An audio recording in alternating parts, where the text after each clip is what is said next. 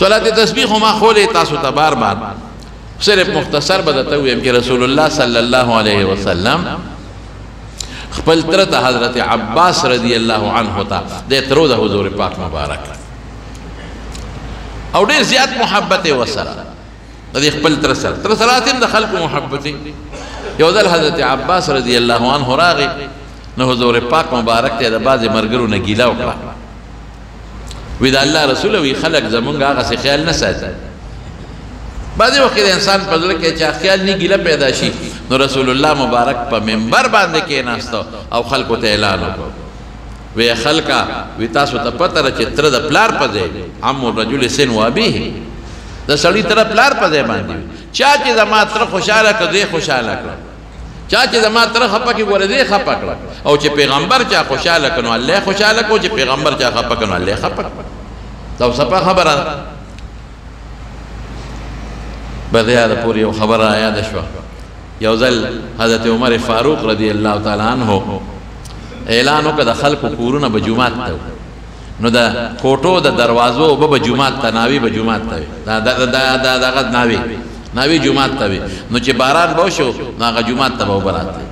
نو حضرت عمر رضی اللہ عنہ اعلانو که وی میرا بانیو که ناوی بل طرف تاوالا ذکر جماعت تا اوبر ازی خلق منس کئی او با جماعت کے ولاری ناوی مبل خواہ والا وی نو خلقو ناوی بل طرف تاوالو لے نو چراغ دا حضرت عباس رضی اللہ عنہ دا حضور پاک دا تر داغا ناوا نئی والو لے نا حضرت عمر صاحب دا غصہ ورلا چیز خوا امیر المومنین ایما او ما حکم کو او طولو دا ما خبر او ما نلا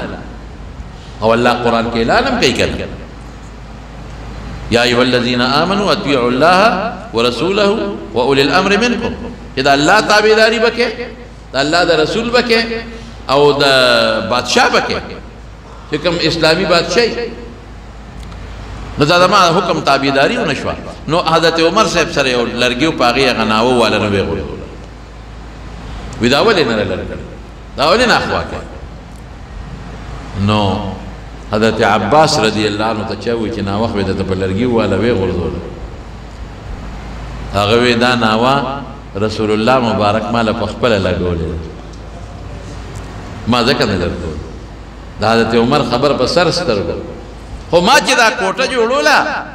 او دا ناوا میں کل لگولا نور حضور پاک مبارک پخپل راو خطا او خطا او لگولا او دی ناوی تے او لگولا دا ناوی را لپخپل مبارک لا توی خوا دے دیتا مینا چی عمر سے پتا او لگی دا وی عباس تا ما تا وی ولینا دا ما سا غلطی اکڑا اگا ناو چه حضور پاک پخپنو مبارک اللہ سو اغیتا تو پڑی کڑی دی او اغیتے بیا خط خود دا وغی لگولی دا دا ما نسا غلطی شوا ویرا شہادت عباس دا واپس لگر ما نا غلطی شوی دا نوی داو بلگا واپس وینا دا سے نکر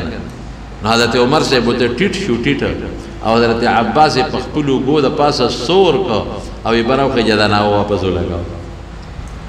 دا ردی صدا شو چه ماولی دا سی کردی نو اغی عباس رضی اللہ عنہ تا حضور پاک مبارک کو فرمائل وی اے عباسا اے زماتر یا عما تا تا یو تحفہ ندر یو ڈالے ندر یو بہترین شیدتا نخی دا سی شیدتا خیمہ چه کستاد گناہونا دا دریاب دا زگم ری اللہ بیرتا معاف کی او ستا وارد او لوی او ستا پٹ او خکارا او زاڑا او نوی ٹول برتا خدای معاف کی وطیوی دا اللہ رسول ولی نوی خایا دا صلاة تسبیح ہوتا نبیہ وطا حضور پاک مبارک فرمائل وی کروزانے کولی شن روزانے کروزانے نشی کولی افتہ کی اوزلو کا افتہ کی اوزل نشی کولی میاش کی اوزلو کا میاش کی نشی کولی نو کال کی اوزلو او کا کال کی نشی کولی پا عمر کی خوی اوزلو نو زمانگی رمضان کے تخصیص نشتا پا حدیثوں کے ومانگی رمضان کے خلق دا ذکر خایو کہ پا رمضان کی دی صلاة تسبیحوں کو دام رہ ثواب شو لکا دا رمضان نا بغیر کی دی اویا کرتا کری دا گوری پا صحیح حدیث ثابت تی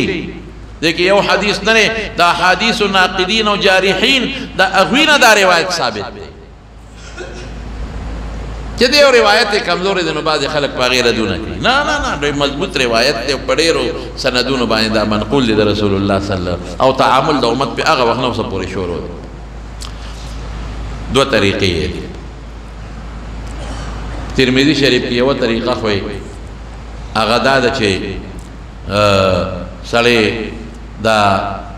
هغه طریقه لږه مشکله ده زه به د عبدالله ابن مبارک که کومه طریقه ده هغه مونږ خلکو ته ښایو هغه راته ووایو هغه یو پوټی لږ به تاسو ته ګرانه شي دا اسانه ده دا دی چې څلور رکعتو نفلو نیت به وتړئ څلور رکعتو نفل عام سړي څنګه نفل کوي نو چې کله سبحانک اللهم وبحمدک وتبارک اسمک وتعالى جدک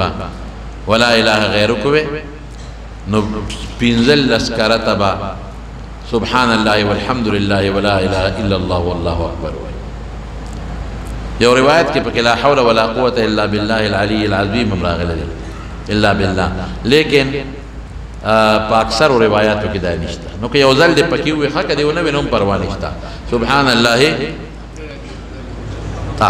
اخره کې یو ځل پکې ویلی شي نو خدا سبحان الله والحمد لله ولا اله الا الله والله اکبر پنځل بیا به اعوذ بالله وبسم الله قرات نه مخکې بیا به قرات وي نو د رکوع د تلو نه مخکې به لس کرته وي څو شو لکه پنځل لس او لس پنځه شي نو بیا چې رکوع ته لاړ شي لس به وي که د رکوع تسبیحات به ترې مخکې ووایې بهتره داسې ده